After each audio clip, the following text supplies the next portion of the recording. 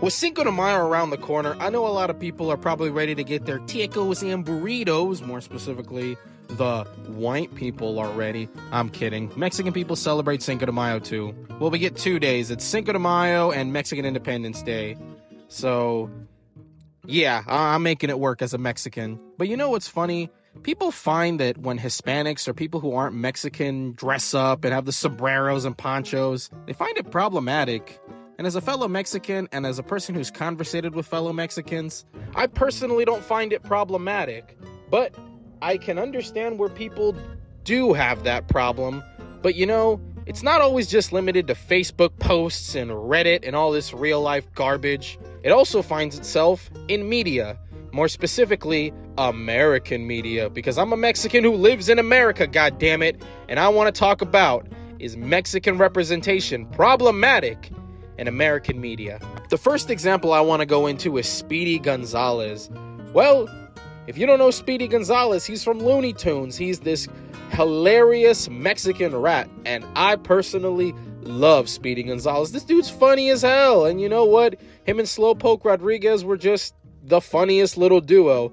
That's another thing. Before I get into Slowpoke Rodriguez, let me get into Speedy Gonzalez's controversy. Cartoon Network, or the Warner Media specifically, when they acquired the rights to Speedy Gonzalez in 1999, you know what they did once they acquired him? Well, they banned him. They said, nope, we ain't showing this guy, because they believed that it was a offensive Mexican stereotype. A stereotype he might be, but I didn't find him all that offensive growing up. And I think every one of my Mexican brothers and sisters and all you Mexicans out there loved Speedy Gonzalez, because you know what? It took till 2002, but they petitioned for his ass to come back. And he did, because the people that he so-called offended, they were his biggest fans. They loved him. They grew up on him. And he came back. And since then, he's just been, you know, here and doing his thing. He had a Volkswagen commercial. Cool. There wasn't much of a controversy for Slowpoke Rodriguez, but other people found him offensive, and they were saying he exemplifies an even crazier stereotype of being drunk and lazy. Well, listen, I don't know how many of you people are watching this out there who are my fellow Mexicans, but doesn't it look like an uncle we all have? I mean, I got an uncle. I got like 2 uncles that look like him, so that's just a side note. The next example comes from the world of sports, professional wrestling, if you may, from the WWE. As a wrestling fan, I want to talk about El Grande Americano, who is being portrayed by Chad Gable, who is from Minnesota, who competed in the Olympics, so he's as white-bread American as they come. So he is portraying a wrestling character known as El Grande Americano, or as the white people say, El Grande Americano. He's supposed to be a luchador, so it's a white guy performing as a Mexican luchador. And okay, you can see that there's already red flags and problems there for certain people. Me personally, you know what? It's a comedy character. In wrestling, there are comedy characters, and he's made to be played up for laughs. But certain people weren't laughing, and it got even more problematic as El Grande Americano was hailed from the Gulf of America. You see, as most people know, the President of the United States changed the Gulf of Mexico to the Gulf of America.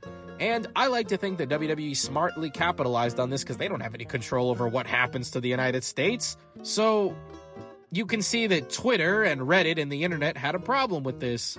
So WWE caved in and switched him back to the Gulf of Mexico. It's not a big deal that they switched him, but I think little things like that get way out of hand. It's a character, just like movies and television. Wrestling is scripted, and people go out there and get genuinely hurt just like people can on a movie set. So I don't think they should blame WWE or Chad Gable for this, but well, it happened. And last but not least, the final example is Consuela from Family Guy. And if you guys know anything about Family Guy, you know they love their racial stereotypes, from Cleveland to Moore and to our example today, Consuela, where she's the typical hard-working ass Mexican lady who be, you know, not speaking much English, and I guess, well, every stereotype has this in their darker examples. She just be stealing shit, I guess. She be taking the Griffin's lamp.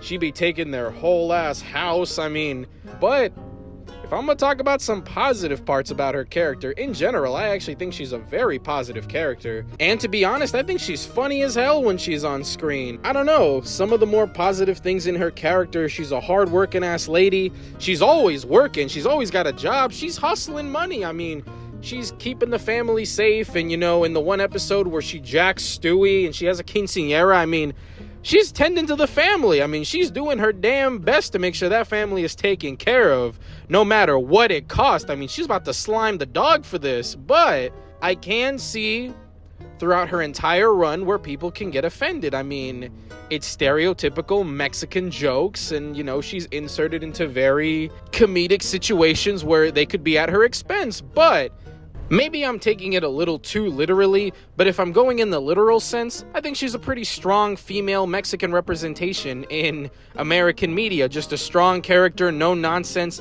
I ain't taking shit from nobody and just doing what I gotta do to support the family, like I said. Who knows? Other people can find it very, very offensive, or others can just not really give a shit, but then others find it the funniest thing in the world. But that's the beauty of comedy.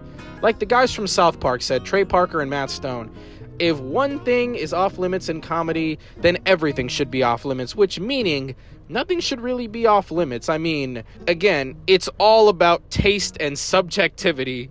Either it be goddamn wild or it be tame or something in the middle. So I want to conclude this video by answering my own question.